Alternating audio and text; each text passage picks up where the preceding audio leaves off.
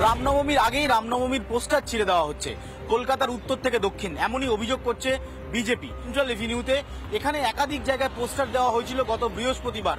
বুধবার থেকে তারা পোস্টার দিচ্ছিলেন, বৃহস্পতিবারও পোস্টার দিয়েছেন, কিন্তু শুক্রবার এবং বৃহস্পতিবার মাঝরাতে তারা নজর করেন যে পোস্টারগুলো কেউ বা কারা খুলে নিয়ে যাচ্ছে।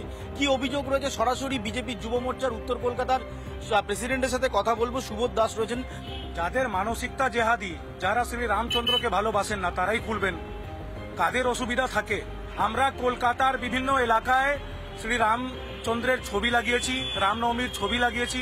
সেটা নিয়ে পুলিশ প্রশাসন আমরা গোটা 3-4 দিন দিয়ে আমরা দেখছি। গত 3-4 দিন দিয়ে বারবার করে আমাদেরকে ফোন করে কোথায় তোমরা ব্যানার লাগিয়েছো, কোথায় কি করেছো, কোথায় না করেছো, সেগুলো আমাদের কাছ থেকে চাইছিল। আমরা কিছু বলিনি, আমরা কোনো জবাব দিইনি।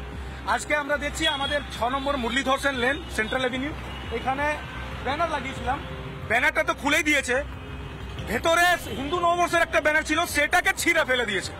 রাস্তার ওপারে গিয়ে দেখুন, রাস্তার ওপারে প্রায় 10টা ব্যানার লাগানো ছিল, প্রায় 10টা ব্যানার সব কটা খুলে ফেলে দিয়েছে।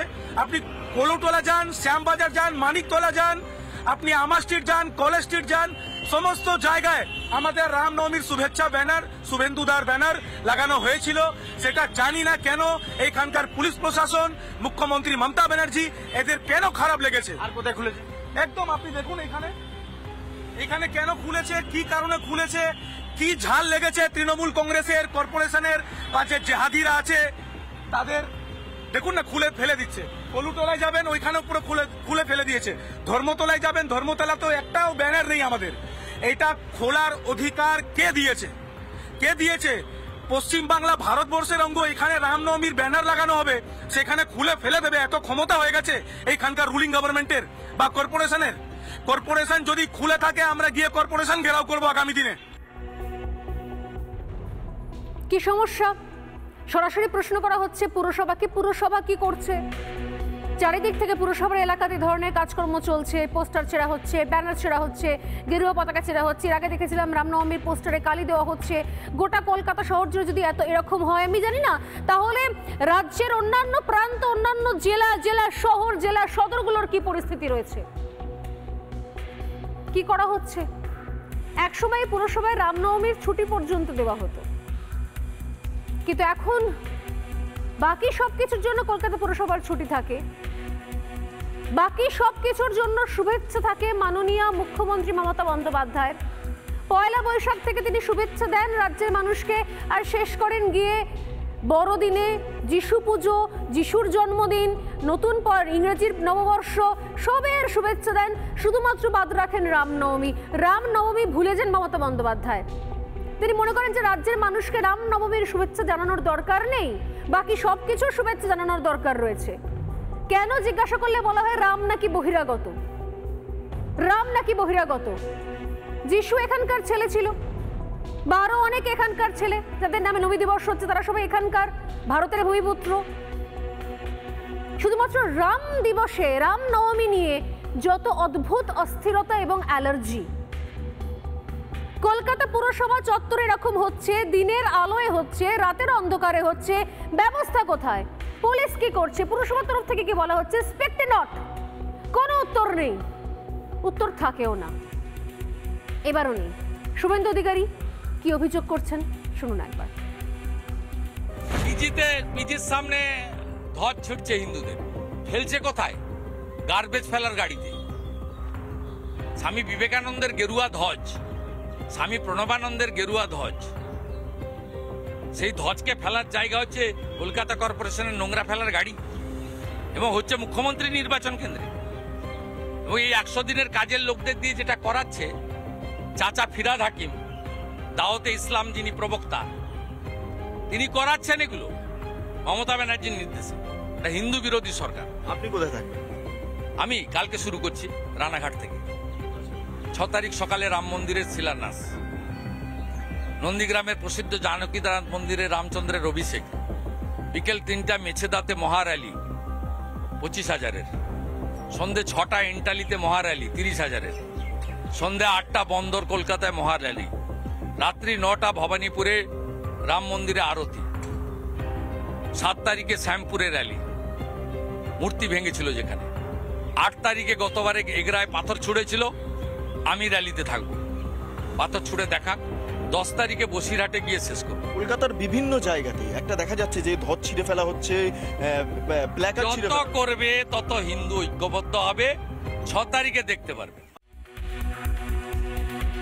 শুভেন্দু অধিকারী বলছেন যে এরপর এর পরিণাম দেখতে পাওয়া যাবে। কি অদ্ভুত বিষয়, রাজনৈতিক লড়াই, রাজনৈতিক বিদ্বেষ, রাজনৈতিক কম্পিটিশন এমন জায়গায় পৌঁছে গিয়েছে, রাজনৈতিক এজেন্ডা, শুধুমাত্র ভোট ব্যাংক পলিটিক্স এমন জায়গায় পৌঁছে গিয়েছে যে গেরুয়া রংকে পর্যন্ত রেয়াত করা হচ্ছে না। আরে গেরুয়া রং নিয়ে কোনো রাজনৈতিক দল যদি পথে নেমে তাহলে তোমাকে বারণ করেছে কে? তুমিও নামো না।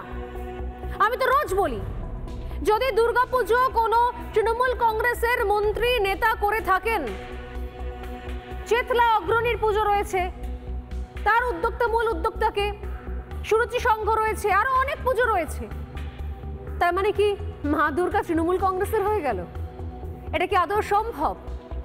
যদি কোনো রাজনৈতিক দল কোথাও উদ্যোগ নিয়ে কোনো ধর্মীয় সমাবেশ করে, মিছিল করে, মিটিং করে, তার মানে আমার থেকে তা দূরে চলে গেল কি করে? কে বারণ করেছে? তৃণমূল কংগ্রেসকে কেউ বারণ করেছে রামনবমীর মিছিল করতে? গতবারের ছবি আমার মনে পড়ছে, সময় থাকলে সুযোগ থাকলে দেখাবো আপনাদেরকে, যে গত বছর কিরকম মরিয়া চেষ্টা ছিল হনুমান জয়ন্তীতে কম্পিটিশন দেওয়ার।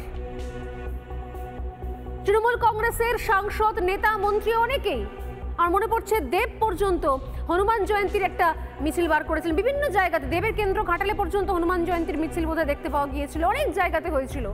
কে বারণ করেছে? কিন্তু এই ধরনের অসম্মান করার অধিকার কে দিল? শুভেন্দু অধিকারী পোস্ট করা একটা ভিডিও আমি দেখাবো, কি ভয়ঙ্কর এই ভিডিও, কতখানি লজ্জার। আমি জানি যে এই ভিডিও শুভেন্দু অধিকারী পোস্ট করার পর এখনো পর্যন্ত মূল অপরাধীকে হয়তো চিহ্নিত করা হয়নি, বা অন্য কোনো ক্ষেত্রে হলে না, অন্য কোনো সময় হলে, অন্য কোনো উৎসবের ক্ষেত্রে হলে এতক্ষণ পর্যন্ত বোধহয় গণধোলাই, গণপিটুনি জুটে যেত। শুভেন্দু অধিকারী পোস্ট করা এই ভিডিও তিনি সমাজ মাধ্যমে পোস্ট করেছেন। শুভেন্দু অধিকারী পোস্ট করা ভিডিওতে উনি দেখানোর চেষ্টা করেছেন, যেটা অস্পষ্টভাবে আমরাও বুঝতে পারছি, যে কিভাবে পতাকাগুলো নিয়ে নিয়ে খুলে ফেলা হচ্ছে। একদম যেরকম গার্ডরেল রয়েছে দুটো রাস্তার মাঝখানে যে গার্ডরেল, তার উপরে মাথায় বসে কিভাবে পতাকাগুলোকে খোলা হচ্ছে এবং ফেলা হচ্ছে, শুভেন্দু অধিকারী পোস্ট করা ভিডিওতে স্পষ্ট হয়েছে।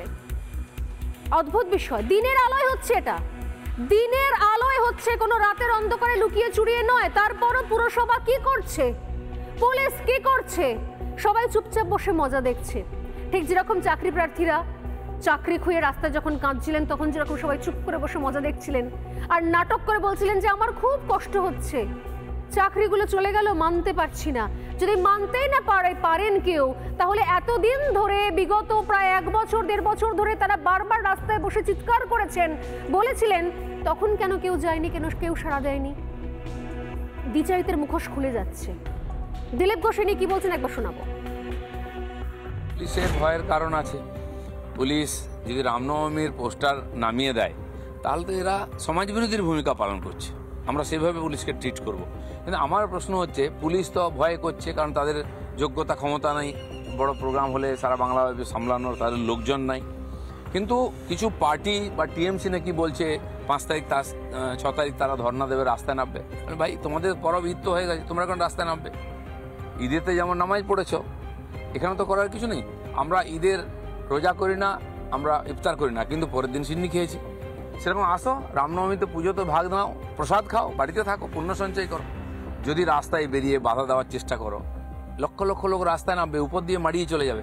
তখন দোষ দিও না যে এই হয়ে গেল, তাই হয়ে গেল। আমি পুলিশকেও বলে দিচ্ছি, দিন পাল্টেছে, আপনাদের ব্যবহারে হিন্দু সমাজ খুবই রুষ্ট। নানা ধরনের কন্টেন্ট দেখার জন্য লাইক করুন, শেয়ার করুন আমাদের ফেসবুক পেজ, সাবস্ক্রাইব করুন আমাদের ইউটিউব চ্যানেল। পাশাপাশি অন্যান্য ব্রেকিং নিউজের জন্য অবশ্যই চোখ রাখুন রিপাবলিক বাংলায়।